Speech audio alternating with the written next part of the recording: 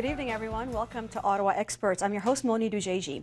And on tonight's show, we're going to talk about how to grow your business and attract more customers using social media. There are so many platforms out there today to choose from, in addition to the more traditional media like your newsletters and your website, that it's really hard to choose sometimes where to focus your energies on and which platforms actually work best to attract the kind of customer that you want to attract. And so my guests tonight are here with me to help us navigate these waters that can often get very confusing. My guests tonight are Susan Murphy and Lara Wellman. Susan has been working in media and communications for 26 years. She's an award-winning television producer with hundreds of shows to her credit. She is a partner and digital storyteller at Jester Creative, where she helps people find compelling ways to actually connect with their audience through different media. She is also a professor at Algonquin College. Welcome, Susan. Thank you. And Lara Wellman is a digital marketing strategist and coach at Lara Wellman Digital Marketing, who uses her background in public relations and web communications and her personal love of social media to help businesses grow their online presence and to attract new customers. Once again, welcome to the show, ladies. Well, let's start with you telling me just a little bit about yourselves. I'll start with you, Susan. Sure. What is it that got you all attracted and interested in social media and small business? Well, as you mentioned in my intro there, I've always been in marketing and communications and media and storytelling. And I've been a storyteller for 26 years. First as a television producer and then moving into the web world in the mid-90s when it was just starting to really get there. And in about 2006, I started to experiment with blogging. As an outlet, just as a creative outlet, as something I wanted to explore. I was one of the first 100,000 people on Twitter when it started in 2007, wow. 2006, 2007. I consider myself an early adopter. I'm on these networks before anybody else, and exploring, experimenting, and looking at those as storytelling channels. Okay, well, I think that's great, especially for businesses to learn how to tell a story through all these media. We'll talk about that shortly. And Lara, how about you? How did you get started in this world of social media? Well, I've been online, I always say, from before most people knew about the internet. I was online, I was having conversations, meeting people online in like the early 90s, really. Wow. And then I got a diploma in public relations. I was working in communications, and then I also started a blog in 2006. Okay. And then I just got more and more into it. I started a blog called Kids in the Capital. I just started doing more and more stuff online and realizing that I could just make this my career and help people figure it out, because a lot of people have challenges. They weren't sure where to start. Yeah, and I think that's a great kind of segue into this whole conversation is people just simply don't know where to begin. You know, there's just so much out there. And I want to begin with, let's make sure everybody understands what we're talking about here when we talk about social media. So what is social media to you? Can you define that for me, Susan? Certainly. Social media. Social media is a set of tools, a set of platforms for communicating online. So communicating with other people, for sharing and spreading your messages.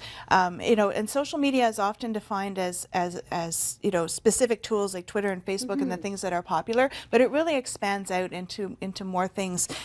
Online video, blogging, all of those kinds of things fall under the envelope of social media. So it's not an easy definition. Yeah. It's not. Yeah, and I started using digital marketing a little bit more than social media because people were getting stuck in social media means Facebook, social media means Twitter. Right. But really there's so many different tools, there's so many opportunities to communicate online. So for me, really, social media is opportunities to connect with people online, no matter which tool it is. Okay, so then in terms of a bigger picture, what do you see any trends emerging in terms of how people are using social media to promote their businesses? Do you want to tackle that one? Go ahead. Okay. Well, I mean, it's constantly changing, certainly, right? It's always changing, and for one, it's just getting to a point now where people realize it is no longer optional, right? Yeah. So for a long time, I think people were still feeling like it is optional, and there's still some people on the fence, but more and more people realize that they need to be there. They're just not sure where to be, and then, trends are hard to say because it depends by industry, it depends on capacity, it depends on so many things. Okay. Are people consuming information differently? Let's look at it from the perspective of the user, of the customer that you're trying to attract. Are they consuming information differently than, say, a traditional newsletter, which is, I think, how most people, or what do you call them? I forget the name. What people used to send, direct mail that people used to send. So are people, do you find that the customers are consuming differently? Absolutely. Yeah. I think that actually my friend Mitch Joel, who's a very well-renowned author, and he's written a bunch of really fantastic books, he says the most important screen is the one you're looking at. And which basically means, we're consuming content on all of these different screens. Sometimes we're on our desktop, sometimes we're on television, sometimes we're on our tablets or our mobile phones, and it as content creators, we have to be really cognizant of how people are consuming their content. Are they doing it while standing waiting for the bus? Are they doing it while sitting at home on their living room, on their sofa in their living room while they're watching television in the background? A lot of kids do that, right? They're multitasking all over the place. So as content creators, we have to be really aware of how people are consuming content and where they're consuming the content, because that changes it can change the message. You don't necessarily want to put out a video that has all these fancy audio effects and things like that if people are going to be listening to it on the bus where there's all this noise and and congestion and that kind of thing. So are you finding then that consumption is now down to the devices? Is that something that we can say is a trend more than just simply on your television set or on your computer?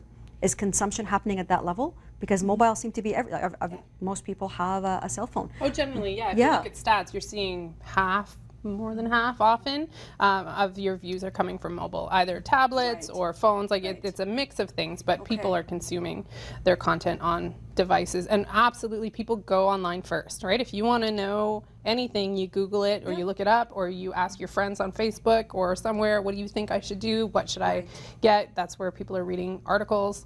People, I think, are mostly getting their content online. Okay, so then I think the temptation for most business owners is to just say, okay, I need to open a Facebook account, I need to open a Twitter account, and to just start working and putting content out there without necessarily stepping back and really asking themselves some key questions.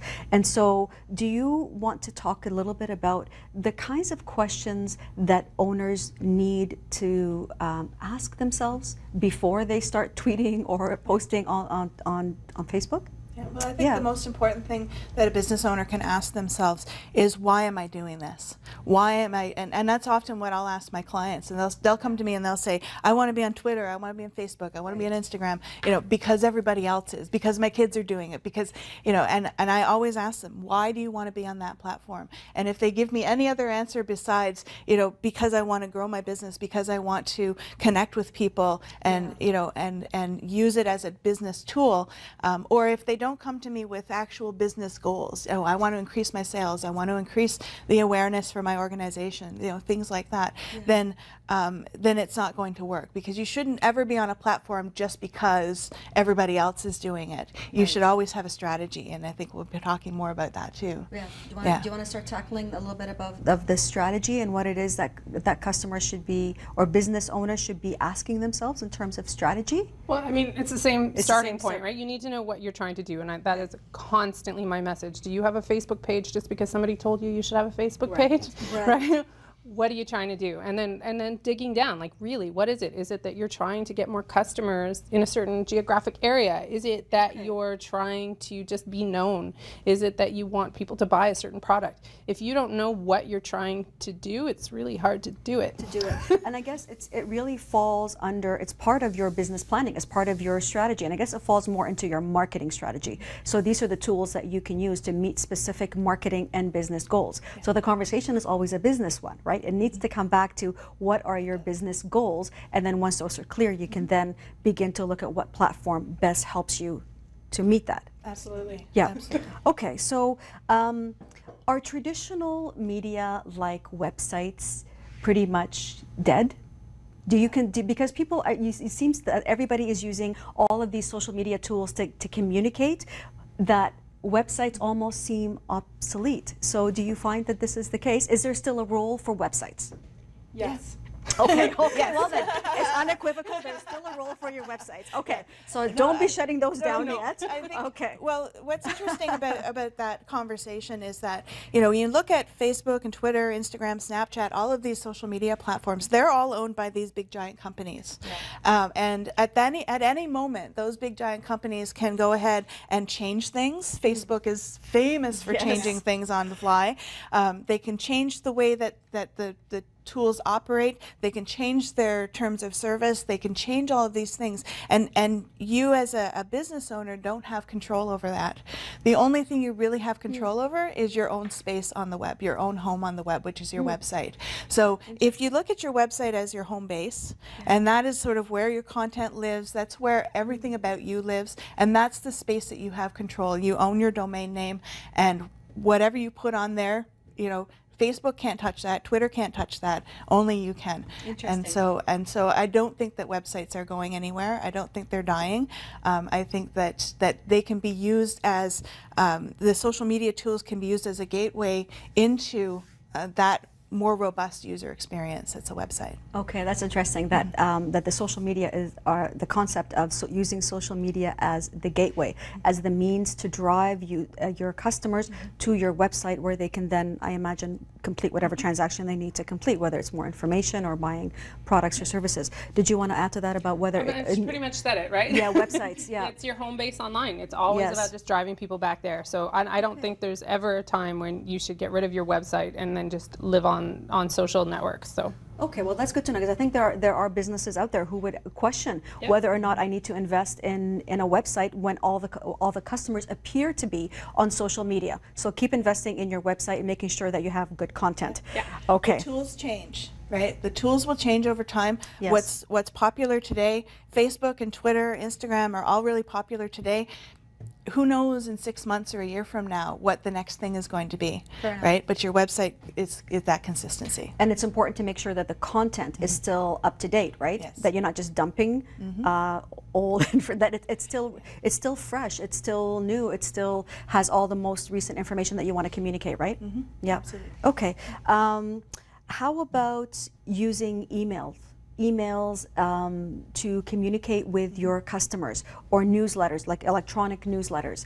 Is that still a tool that is relevant in the age of the Facebooks and the Twitters and all the social media? Do you want to tackle that one? This one, 'cause she has a lot of experience. I do, okay. yeah. Email marketing is one of my favorite topics. Interesting. So, and I think it is one of the things that every business should be doing. So it's absolutely also not going anywhere.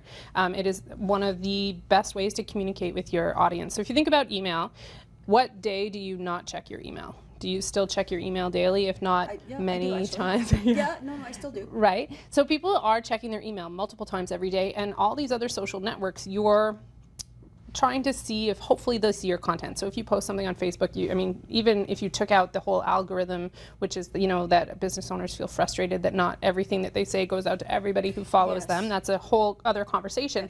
But even if you didn't take that out, just time of day, or if you happen to turn it on at the same time and notice it, you're always hoping people will see what you have to say. When you send them an email, they're going to see it in their inbox. Whether or not they open it is another conversation, and that comes down to a lot of other things.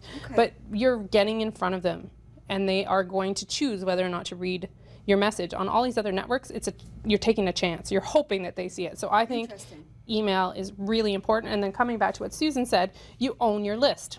Right? So when you're getting people to subscribe to you, you own their contact information. There's nobody who can suddenly decide you don't get it anymore and shut down your account. Like, that is your content. So it's absolutely important. So you know what, it sounds to me that we're talking about the same kind of sound business principles that all business owners kind of need to be going through in terms of finding customers and then really managing that customer list and keeping regular communications going through email. Yeah. It's funny because email is one of those things that I was debating myself as a business owner whether or not to keep going, because it seems that all of my customers were on social media. So how do we get people to open that email? Because I will say from experience that I get flooded with so many emails, and it's like, okay, how do you make your email stand out? How do you make your email openable so that they actually look at your content? So there's a few tips. The first one is your subject line is the most important piece of content in your whole email. So don't say June newsletter. Okay. Okay, guilty. All right. No more June newsletter. Got it. Okay. Like you need to entice people to open your email with that subject line. That's the first thing they're going to see. So if you don't make that subject line interesting enough for me to open it, you're losing a lot of people right off the bat. So what would be a subject line that would grab attention? I know this depends on industry and all that, but is there one that generally gets a little bit more play or is more favorable than others? I like questions. I find questions work really well. I sent one out a couple months ago, and the subject line was, "Do you want to be on TV?" Okay. And I got a huge open rate. It was the best newsletter I ever sent. Okay. And I think people may have thought I was asking them personally, did they want to be on TV? But it was still, like, it wasn't like I was switching anything. When they opened it, it talked about being on TV and why they might want to be, and what are the, what should they do if they're on TV, and why it's a worthwhile thing to do. So it was topical, but asking a question that makes people think, oh, should I do that? Or like, is Twitter dead? People are like, I don't know, is it? I'm going to open it up. Let me find out. Yeah, is Twitter exactly. dead? Okay. Yeah, did you want to add to No, I yes. agree. I agree with that wholeheartedly. And I think, and that actually works across platforms, asking questions. I always say to my clients and my students, if you don't know what to say on social media, ask a question, because that is a conversation starter. Okay. Right? The most interesting conversations are the ones where the people are asking each other lots of questions. Oh, that's fantastic. So, yeah. That's a great tip. Yeah. Now, and are there tools then, because you mentioned something that you can, or I understood, that you can actually check whether or not your email gets open, so there are tools that will allow you to see that? Yeah, there are many, many tools. Oh, can you name, like, if you can think of one? Yeah, absolutely. So there's MailChimp, which is a good starting one because it's free to get started. Aweber is a good one. Sorry, Aweber? Aweber. A-W-E-B-R? A-W-E-B-E-R. Sorry, Weber, yes. And one of the reasons I like that one is because they have a reputation for really good customer service. But there are there's Constant Contact, there's Mad Me, there's endless amounts. Okay. And there's a lot of value in them for several reasons. One is, especially, we have the Canadian anti-spam legislation. Yes, and that's important to talk about, actually, for those people, those businesses who are watching, who may not be aware. Can you explain what that law is, just in case they don't know? Well, there's a lot to it, but the basic premise is that you don't want to start emailing people without their permission. Yep. And you want to give them an easy way to unsubscribe if they don't want to get your content anymore. And so these tools let people unsubscribe and stay compliant in terms of getting explicit permission and all of that. And then it has stats. It tells you how many people opened it, how many people clicked on this link, how many people clicked on that link. So you can measure and see whether or not the time you're putting into this was worth it. Okay. And can you, yes, go ahead. And you have to consider the old way of sending emails and the new, and the way of sending emails now. The old way of sending email newsletters was to blind copy a huge list of people and attach a PDF file that contained the content of your newsletter.